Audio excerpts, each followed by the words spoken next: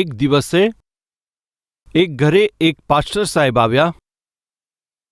ભોજનને માટે બોલાવ્યા હતા. આ તો એક ધની વ્યક્તિનું ઘર હતું. તે ધનવાનના ઘરમાં ભોજનના ટેબલની ઉપર માત્ર ચાંદીના વાસણો હતા. પ્લેટ ચાંદીની, ચમચીઓ ચાંદીની, ફોર્ક ચાંદીનો હતો, વાસણો ચાંદીના હતા, પ્યાલા ચાંદીના હતા. સર્વ લોકો સાથે બેઠા હતા. ભોજન શરૂ કર્યા પહેલા પાસ્ટરજી તેમણે સર્વને કહ્યું કે આવો આપણે જમતા પહેલા બાઇબલથી વાંચીએ. શું તમે તમારું બાઇબલ લઈ આવશો? તો જલ્દી જલ્દી તેઓ ગયા અને મોટું બાઇબલ લઈ આવ્યા. મોટા અક્ષરવાળું બાઇબલ લાવ્યા. બાઇબલ લઈને આવ્યા પછી તે પાસ્ટર સાહેબે જે વચન વાંચવા માટે કહ્યું હતું તે તેમણે સારી રીતે વાંચી લીધું. તે વચનને વાંચ્યા પછી તેમણે પ્રાર્થના કરી અને બાઇબલને તેમણે બાજુ પર મૂકી દીધું.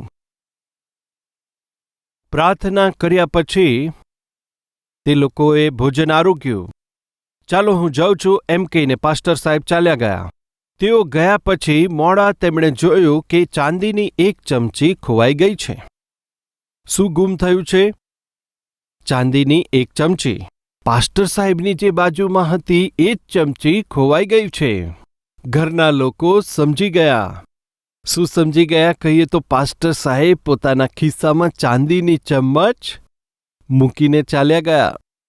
થોડા મહિના પછી પાસ્ટર સાહેબ ફરીથી તે ઘરમાં આવ્યા. ઓહો! અને આ વખતે ક્યારે આવ્યા? આ સમયે પણ ભોજનના સમયે જ આવ્યા. તે ધનવાન પરિવારને સમજ પડી ગઈ હતી કે ભૂલથી પણ ચાંદીની વસ્તુ મૂકવી જોઈએ નહીં. ચાંદીની ચમચી મૂકવાની નથી. જો હું ચાંદીની ચમચી મૂકીશ તો આ પાળક સાહેબ તો એક ચમચી ખિસ્સા મૂકીને જશે. એ બધા વિચારો મનમાં હતા. પાસ્ટર સાહેબ પ્રત્યેના તેમના પહેલો અનુભવ હતો. આ વખતે ચાંદીની ચમચીઓ મૂકી નહીં. ચાંદીના વાસણો બધા કાઢી નાખ્યા. તેઓ ભોજનને માટે આવ્યા ત્યારે પતિ પત્નીએ પાસ્ટર સાહેબને પણ બોલાવ્યા. આવો આપણે સાથે મળીને જમીએ. હવે પાસ્ટર સાહેબની આદત શું હતી કે જ્યારે ભોજન કરવાનું હોય ત્યારે સૌથી પહેલા પરમેશ્વરનું વચન વાંચવાનું છે. બહેન, હા, શું તમે બાઇબલ વાંચો છો? ઓહો, પાસ્ટર સાહેબ તમે કહો છો બાઇબલ વાંચવાનું? હું તો સવારમાં જ ઉઠતાની સાથે બાઇબલ ખોલીને પ્રાર્થના કર્યા પછી જ મારા સર્વ કાર્યની શરૂઆત કરું છું. ખૂબ જ આનંદની વાત છે બહેન, તમારા જેવા બાઇબલને ખૂબ પ્રેમ કરનારા, બાઇબલને આ રીતે વાંચનારા. એ તો સારી વાત છે. તો એકવાર જઈને તમે બાઇબલ લઈ આવો, આપણે વાંચીએ. એમ કહ્યું ત્યારે તેઓ જલ્દીથી જઈને બાઇબલ લઈ આવ્યા. પાસ્ટર સાહેબે કહ્યું કે આપણે ગીતશાસ્ત્ર 51 વાંચીશું. જલ્દીથી તેમણે બાઇબલ ખોલ્યું અને બાઇબલનું વચન કાઢ્યું. જ્યારે તેમણે વચન કાઢ્યું ત્યારે એ જ જગ્યાએ ચાંદીની ચમચી હતી. બતાવો ક્યાં હતી? ક્યાં આગળ મૂકી હતી? તેમના બાઇબલની અંદર. પાસ્ટર સાહેબે કહ્યું કે આવો આપણે બાઇબલ વાંચીએ. બાઇબલમાં જ્યારે આપણે બાઇબલ વાંચીએ છીએ ત્યારે ઘણીવાર તેની મધ્યમાં પેન મૂકીએ છીએ અથવા કોઈક માર્ક મૂકીએ છીએ. બરાબર છે ને? અથવા પ્રોમિસ કાર્ડ હોય તો પ્રોમિસ કાર્ડ મૂકીએ છીએ. એવું કરીએ છીએ. પરંતુ આ બહેને શું કર્યું? ચમચી મૂકી. શું કર્યું? ચમચી મૂકી દીધી અને ઝીપ લગાવી દીધી. જઈને ખૂણામાં મૂકી દીધું. પરંતુ પાસ્ટરને શું કહ્યું હતું? પાસ્ટરજી, હું રોજ બાઇબલ વાંચું છું. હું તો સવારમાં જ ઉઠીને બાઇબલ ખોલીને ઘૂંટણો પર બાઇબલ વાંચું છું અને પ્રાર્થના કરું છું. પરંતુ જેવું તેમણે બાઇબલ ખોલ્યું ત્યાં ચમચી જોવા મળી. ખૂબ જ અપમાન જેવું લાગ્યું. શરમને લીધે માથું નમાવી દીધું, કારણ કે ભક્તિ ખોટી હતી. તેમની પાસે આત્મિકતા નહોતી. પ્રભુના વચન માટે કોઈ શ્રદ્ધા નહોતી. પરંતુ તેમણે પરમેશ્વરની સેવા કરનાર સેવકને ખોટા સમજી લીધા. પરમેશ્વરના સેવક પ્રત્યે પોતાના મનની અંદર દ્વેષ ભાવના ઉત્પન્ન કરી. તે સેવક તો સારા નથી, તેઓ તો એક ચોર છે, એ પ્રમાણે કહ્યું. શા માટે? તેમણે ચમ્મચ લીધી. પરંતુ ચમચીને બાઇબલમાં મૂકીને તેઓ પોતે જ ભૂલી ગયા હતા. પાછલા 2-3 મહિનામાં તેમણે પરમેશ્વરના તે સારા દાસ ઉપર કેવી રીતે શંકા કરી? જણાવો જરા. તેઓ ચોર છે એમ વિચાર્યું. તે સેવકના વિષયમાં તેણે કેવો ખોટો અભિપ્રાય રાખ્યો હતો. જ્યારે તે ચમચી જોવા મળી ત્યારે તેનું જ્ઞાન પણ જોવા મળ્યું, તેનું જીવન પણ જોવા મળ્યું. ત્યારે તે સેવકને જોઈને કહ્યું, મને ક્ષમા કરજો. કેમ, શું થયું? જ્યારથી તે ચમચી ગુમ થઈ હતી, મેં વિચાર્યું કે તમે લઈ ગયા છો. મેં તો મોટી ભૂલ કરી છે. ત્યારથી લઈને તમારા વિષયમાં ખોટું જ વિચાર્યું હતું. મેં તમારા વિશે ખોટું વિચાર્યું હતું. મેં તમારા વિશે ભૂંડું વિચાર્યું. પરંતુ આજે મારામાં એ સમજ આવી. એ સમજ તો મારા જ બાઇબલમાં છે, કેમ કે છેલ્લે એ બાઇબલ મેં જ વાંચ્યું હતું. પરંતુ બીજા જ દિવસે જો મેં મારું એ બાઇબલ ખોલ્યું હોત તો તમારા વિષયમાં હું ખોટા વિચારો તે ના કરતી. જે મેં ભૂંડા વિચાર કર્યા તે કદાચ મેં ના કર્યા હોત. મેં તો તમારા માટે ભૂંડું વિચાર્યું. ભાઈઓ તથા બહેનો, આજે ઘણા બધા લોકો ભૂલો કરતા હોય છે. તેનું કારણ તમે જાણો છો? ઘણા બધા લોકો પોતાની કમજોરીઓનો સ્વીકાર નથી કરતા. કારણ જાણો છો? ઘણા બધા લોકો બીજા વ્યક્તિની સારી બાબતો જાણી શકતા નથી. તેનું કારણ જાણો છો? ઘણા બધા લોકો એવા છે કે જેઓ સારા વ્યક્તિ વિશે ખરાબ વિચાર કરે છે. તેનું કારણ જાણો છો? કેમ કે આપણે આત્મિક નથી. એ માટે આપણે પરમેશ્વરના વચનને પ્રેમ નથી કરતા. આપણે લોકો એવા છે કે જે પરમેશ્વરની ઉપસ્થિતિમાં ઘૂંટણો નમાવતા નથી. તેની જગ્યાએ આપણા જીવનમાં જેઓ આપણા પર ખૂબ પ્રેમ કરે છે, જેઓ આપણા માટે પ્રાર્થના કરે છે, જેઓ આપણી સુરક્ષા ચાહે છે, તેમને આપણે ખોટું સમજીએ છીએ. આજે પ્રભુ તમારી સાથે વાત કરે છે. તમારી આજુબાજુમાં જેઓ છે, ચાહે તમે પરિવારની સાથે હોય, તમારા ઘરના લોકોની સાથે હોય, આત્મિક લોકોની સાથે હોવ, સંગતિની સાથે હોય, તમારા સાથીઓની સાથે હોઈ શકો છો. એકતામાં અને શાંતિપૂર્વક જો તમારે જીવવું હોય તો વાસ્તવિકતા ગ્રહણ કરવી જોઈએ. વાસ્તવિકતા ગ્રહણ કરવી હોય તો વચન પણ ગ્રહણ કરવા પડશે. આજે ઘણા બધા લોકો છે કે જેઓ વચન ગ્રહણ નથી કરતા. કારણ જાણો છો? કેમ કે તેઓ તો પરમેશ્વરને પ્રેમ કરતા નથી. કાલ્વરી ટેમ્પલ તો વચનને પ્રેમ કરનારી સંગતિ છે. આપણે વચન અનુસાર જીવવું જોઈએ એવી ઈચ્છા રાખનારી સંગતિ છે. વચનમાં જ રહેવું, વચનને પકડી રાખવું અને વચનનો જ પ્રચાર કરવો. દૂધના જેવા શુદ્ધ વચનનો પ્રચાર કરવાનો છે. આ તો વચનનું ભોજન કરાવનારી સંગતિ છે. એવી ઉત્તમ સંગતિના સદસ્ય હોવાને નાતે સાચે જ વચન પ્રત્યે તમારે કેટલો પ્રેમ કરવો જોઈએ. તમને યાદ હશે, એક દિવસે મેં એક પ્રશ્ન કર્યો હતો. મેં માત્ર 26 દિવસમાં આખું બાઇબલ વાંચ્યું હતું. શું કોઈએ વાંચ્યું છે? માત્ર 26 દિવસ પહેલા આખું બાઇબલ વાંચવાનો પ્રયત્ન કરશો? જ્યારે મેં એ પ્રમાણે તમને પણ આહ્વાન આપ્યું હતું, ત્યારે ઘણા બધા લોકોએ 26 દિવસમાં બાઇબલ વાંચ્યું તો કોઈએ 20 દિવસમાં વાંચ્યું. એક દિવસ એક નાની દીકરી મારી પાસે આવી. અંકલ, કદાચ તેણે મને બ્રધર અથવા ભાઈ એમ કહ્યું હતું. હા, પૂરી રીતે યાદ તો નથી. મેં બધું બાઇબલ વાંચ્યું છે. હા બેટી, મેં આખું બાઇબલ વાંચ્યું છે. સારું છે, જણાવો. કેટલા દિવસમાં વાંચી કાઢ્યું? માત્ર 11 દિવસમાં આખું બાઇબલ વાંચી કાઢ્યું. કેવળ 11 દિવસમાં? કેટલી ઉંમર છે? અંકલ, મારી ઉંમર 8 વર્ષની છે. તમે સમજી શકો છો? 8 વર્ષની નાની છોકરી એમ કહે છે કે મેં આખું બાઇબલ મેં માત્ર 11 દિવસોમાં વાંચી લીધું છે. આજે આપણી મધ્યમાં લાગે છે કે 90 વર્ષના લોકો પણ હશે, 50 વર્ષના પણ લોકો હશે, 40, 45, 35, 30. હું તમને પૂછું છું કે શું તમે આખું બાઇબલ વાંચ્યું છે? શું આખું બાઇબલ વાંચ્યું છે? વિચાર કરજો.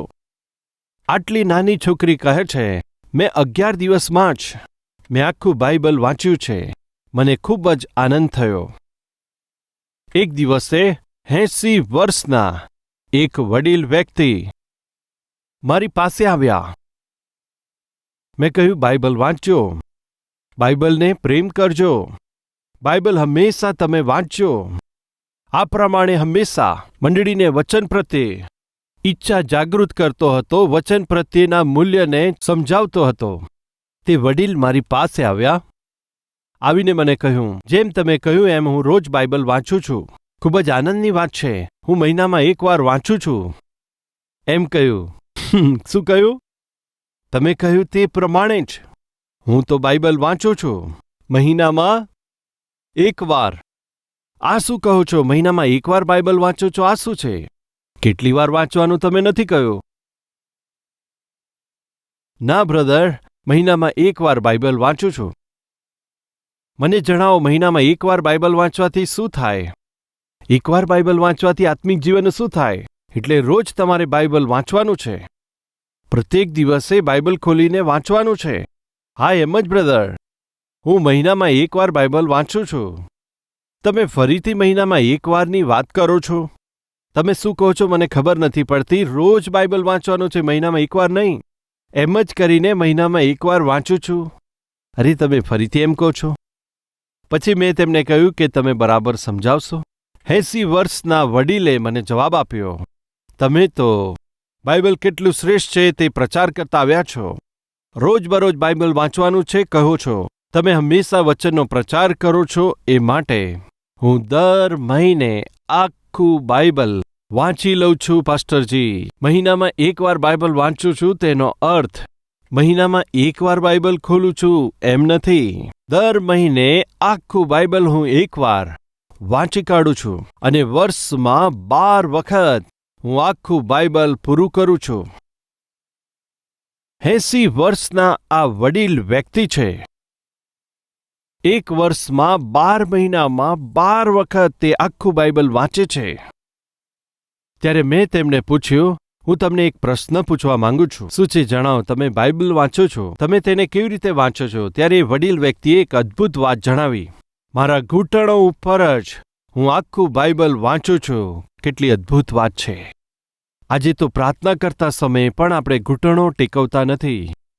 પ્રાર્થના કરવાનો સમય આવે છે ત્યારે ઘૂંટણો નમાવવા માટે આપણને સમસ્યા જેવું લાગે છે. પરંતુ આ વડીલ જ્યારે બાઇબલ વાંચે છે ત્યારે ઘૂંટણો ઉપર બાઇબલ વાંચે છે. એક દિવસે તેમના સન આવ્યા. તેમના દીકરાને પૂછ્યું કે પિતાજી કેવા છે? ડેડી નથી રહ્યા બ્રધર. કેમ, શું થયું? પ્રભુની પાસે છે બ્રધર. તેઓ પ્રભુની પાસે ચાલ્યા ગયા. કેટલાક વર્ષો પહેલાની વાત છે. મને પ્રભુ ઈસુ ગમતા નહોતા, પરંતુ કાલ્વરી ટેમ્પલમાં આવ્યા પછી પ્રભુએ મારું આખું જીવન બદલી નાખ્યું. અને ત્યાર પછી એક દિવસે હું મારા પિતાજીને પ્રભુના ભવનમાં લઈ આવ્યો. મારા પિતાજી પહેલા પ્રભુ પર વિશ્વાસ નહોતા કરતા, પરંતુ કાલ્વરી ટેમ્પલમાં આવ્યા પછી આ અદ્ભુત વચનમાં જે શ્રેષ્ઠ વાત લખી છે તે સચ્ચાઈને ગ્રહણ કરીને પ્રભુ ઈસુને પોતાના ઉદ્ધારકર્તા તરીકે સ્વીકાર્યા. જ્યારથી તેમણે સ્વીકાર્યા ત્યારથી તેમની જીવનની યાત્રા પૂરી થઈ ત્યાં સુધી આ પવિત્ર વચનને તેમણે જિંદગીભર કદી પણ છોડ્યા નથી. મારા પ્રિય ભાઈઓ અને બહેનો, શું તમે પરમેશ્વરની ઈચ્છા જાણવા માંગો છો? ચાહે તે કોઈ પણ વિષયમાં કેમ ના હોય. પરમેશ્વરની ઈચ્છા જો તમારે જાણવી હોય તો આ પવિત્ર વચનને વાંચવું જોઈએ. આ પવિત્ર વચનને માનવાનું છે. આ પવિત્ર વચન ઉપર મનન કરવાનું છે. જો એક વર્ષની અંદર તમારે આખું બાઇબલ વાંચવાનું હોય તો તે તો ખૂબ જ સરળ વાત છે. શરૂઆતમાં 3 અધ્યાય તમે સવારમાં વાંચો અથવા સાંજે વાંચો. 3 અધ્યાય તમે વાંચતા જાઓ. જો સવારમાં તમે 3 અધ્યાય વાંચો છો તો સાંજે 1 અધ્યાય વાંચો. સાંજે 3 અધ્યાય વાંચો છો તો સવારે 1 અધ્યાય વાંચો. કુલ મિલાવીને 4 અધ્યાય. દરરોજ જો 4 અધ્યાય તમે વાંચશો તો વર્ષની અંદર 1200 અધ્યાય વાંચશો. એટલા બધા અધ્યાય તો નથી, પરંતુ આખા બાઇબલમાં 1189 અધ્યાય છે. તેનો અર્થ એ છે કે જો એક દિવસની અંદર 4 અધ્યાય તમે વાંચતા જશો તો આખા વર્ષમાં એક વાર તમે બાઇબલ વાંચ્યું હશે. જો તમે એક દિવસની અંદર 8 અધ્યાય વાંચો છો તો આખા વર્ષની અંદર તમે 2 વાર બાઇબલ આખું પૂરું કરશો. 8 અધ્યાયને ધીરે ધીરે સમજ પડે તે રીતે વાંચતા જે કંઈ તમે વાંચ્યું છે તે અનુસાર ક્રિયા કરતા જશો તો શું થશે?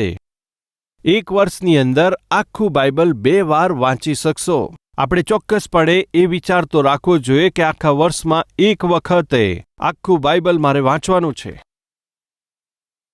ઉત્પત્તિથી લઈને પ્રકટીકરણ સુધી એક વખતે તો, એકવાર તો ચોક્કસ. પણ આપણી મધ્યમાં એવા છે કે જેમણે નથી વાંચ્યું, કમસે કમ આજના દિવસે. મારો આ સંદેશ સાંભળતા સમયે તમે એ નિર્ણય લો કે હું બાઇબલને ચોક્કસ પ્રેમ કરીશ. હું બાઇબલ પર મનન કરીશ, બાઇબલમાં જે લખ્યું છે તે પરમેશ્વરની ઈચ્છાને પૂરી કરીશ. જો તમે એવો નિર્ણય લેશો તો કેટલી સારી વાત છે. એકવાર તેના વિષયમાં જરા વિચાર કરજો. પ્રત્યેક દિવસે જો લગભગ 10 અધ્યાય આપણે વાંચીએ છીએ તો આખા વર્ષમાં તમે કમસે કમ 3 વખત આખું બાઇબલ પૂરું કરી શકો છો. 11 અધ્યાય જો તમે વાંચી શકો છો તો 3 વખતે બાઇબલ પૂરું વાંચી શકશો. શું તમારે એવો પ્રયત્ન ના કરવો જોઈએ? વિચાર કરજો. 4 અધ્યાય વાંચશો તો આખા વર્ષમાં એકવાર બાઇબલ પૂરું કરશો. જો 8 અધ્યાય વાંચશો તો વર્ષમાં 2 વખત બાઇબલ પૂરું કરી શકશો. જો તમે 16 અધ્યાય વાંચો છો તો એક વર્ષની અંદર 4 વખત બાઇબલ પૂરું કરશો. રોજ તમે જો 12 અધ્યાય વાંચશો તો 3 વખત બાઇબલ પૂરું કરશો. જેટલું વધારે તમે બાઇબલ વાંચશો એટલું વધારે બાઇબલ વિશે સમજ પડશે અને એટલા જ તમે પરમેશ્વરની નિકટતામાં જીવન જીવી શકશો અને પ્રભુને મહિમા આપી શકશો. તો ફ્રેન્ડ્સ, આજે આ સંદેશ હું તમારી આગળ વહેંચું છું. તેમાં સૌથી મોટી વાત અથવા સૌથી મહત્વની વાત તમે જાણો છો. પરમેશ્વરની ઈચ્છા તમારે જાણવી હોય તો સૌથી પહેલા પરમેશ્વરના વચનને વાંચતા જાઓ. બાઇબલને જો તમે પ્રેમ કરતા હોય તો બાઇબલ પર મનન કરવું જોઈએ અને બાઇબલના વચન પ્રમાણે જીવન જીવવું જોઈએ. એ રીતે પ્રભુ તમારી પાસે આશા રાખે છે.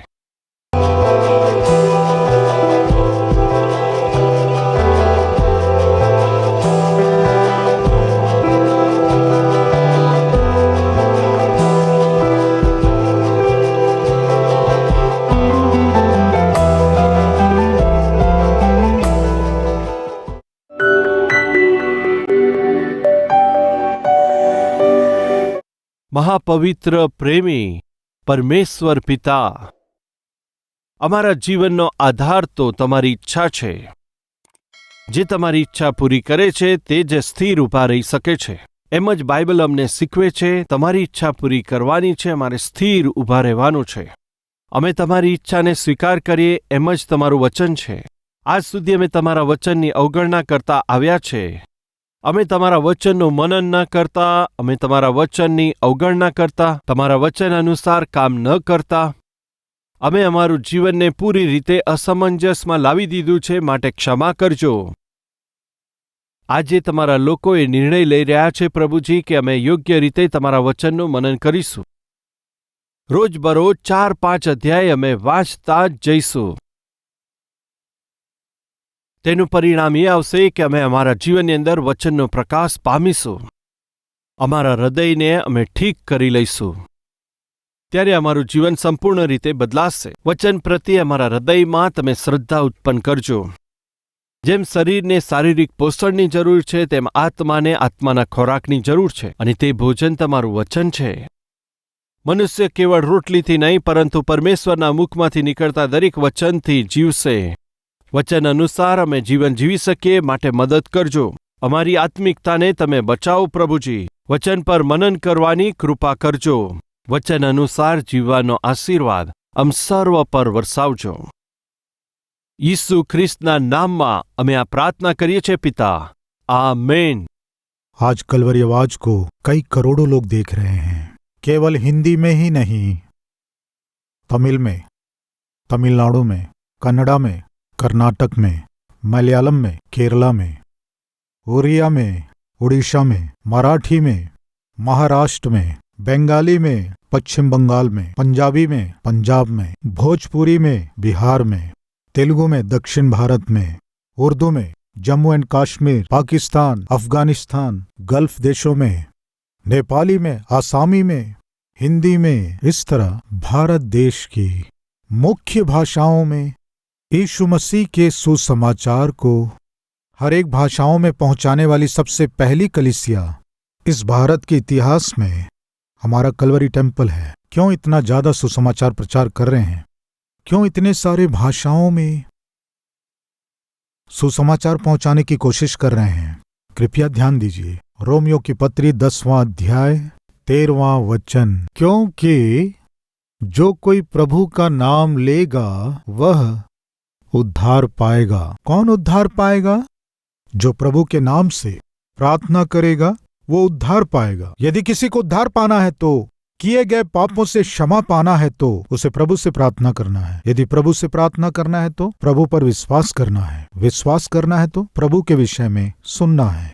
प्रभु के विषय में सुनना है तो किसी न किसी को सुनाना है। किसी न किसी को सुनाना है तो उस सुनाने वाले को कोई ना कोई भेजना है। कलवरी आवाज की सहायता करने वाले क्या कर रहे हैं जानते हैं? इस दीन सेवक के प्रचार करने वाले सुसमाचार को पीछे रहकर सहायता कर रहे हैं। मेरे इन संदेशों को 17 भाषाओं में भारत के कोने कोने तक, केवल भारत में ही नहीं, इस ओर बांग्लादेश में, नीचे श्रीलंका में, ऊपर नेपाल में आज कलवरी आवाज प्रसारित हो रहा है। उनके बोलने और समझने वाली भाषा में ही, केवल हमारे ही देश में नहीं, हमारे चारों ओर के देशों में भी सुसमाचार को पहुंचा पा रहे हैं। आने वाले दिनों में एशिया के हर एक देश में सुसमाचार पहुंचाने वाली कलीसिया के रूप में हमारी कलीसिया को परमेश्वर आशीष देना है। ऐसे हमें प्रार्थना करना है। जिस सत्य को हम जानते हैं अगर उसे औरों को ना बताएं तो कितना बुरा है। एक निर्णय लीजिए, अगर मैं उद्धार पाया हूं तो कोई ना कोई मुझे यीशु के विषय में बताया है। नाश होने वाले उद्धार पाना है तो सुसमाचार प्रचार करने के लिए परमेश्वर हमें इस दीन सेवक को दिया है। वचन को बड़े विस्तार रूप से, वचन को लोग समझ सके, हर कोई समझ सके इस रीति से वचन देने वाले ऐसे सेवक को परमेश्वर हमें दिया है। इस सेवक की सहायता करने से, इस संदेश को लाखों लोगों तक पहुंचाने से बहुत से लोगों का जीवन सुधरेगा। ऐसा विश्वास आप में से कितने लोगों को है? हाथ दिखाएंगे। विश्वास करने वाले भाई और बहन कार्य रूप दीजिए, सुसमाचार पहुंचाइए। प्रभु के नाम से जो प्रार्थना करेगा वो उद्धार पाएगा। प्रार्थना करना है तो विश्वास करना है, विश्वास करना है तो सुनना है, सुनना है तो कोई ना कोई सुनाना है, सुनाना है। मेरे जैसे सेवक को तो मेरे पीछे रह के आपको क्या करना है? इस सेवक की आवाज को बहुत सी भाषाओं में अनुवाद करके उन तक पहुंचाना है। मैं जो कर सकता हूं, हो सकता आप वो नहीं कर पाएं। आप जो कर सकते हैं वो मैं शायद ना कर पाऊं। आप और मैं सहमत होने से ही संसार में सुसमाचार को पहुंचा पाएंगे। इसलिए निर्णय लीजिए। परमेश्वर जो सामर्थ्य दिया है आपको, महीने में एक बार या 2 महीने में एक बार या 3 महीने में एक बार, या परमेश्वर के आपके जीवन में किए गए भलाइयों के लिए आशीषों को देने से धन्यवादी होकर सुसमाचार के लिए सहायता करें। आइए हम सब मिलकर मसीह के सुसमाचार को पूरे संसार तक पहुंचाने की हम कोशिश करें। यह हमारी जिम्मेदारी है, इसे हम ना भूलें।